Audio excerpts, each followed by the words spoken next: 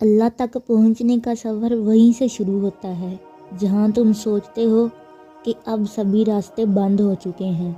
جب دنیا تمہیں ٹھکرا کر اللہ کے لیے سجدے میں گرا دیتی ہے تب وہ تمہیں سنبھال لیتا ہے اور پھر سے اسی دنیا کے روبرو لا کر کھڑا کر دیتا ہے۔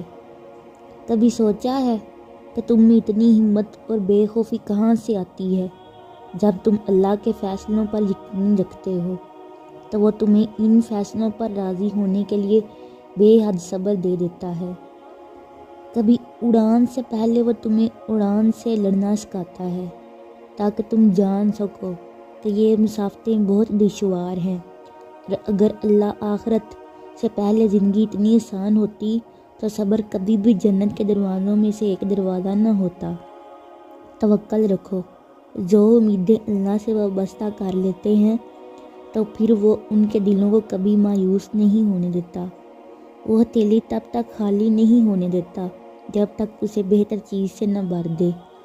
تم اسے تھامے رکھو، تمہیں وہ گرنے نہیں دے گا۔ بے شک اللہ کی ذات بڑی عظیم ہے۔ اگر ویڈیو اچھی لگی ہو تو چینل کو سبسکرائب کریں اور دوسروں کے ساتھ ویڈیو کو شیئر کریں۔ جزاک اللہ۔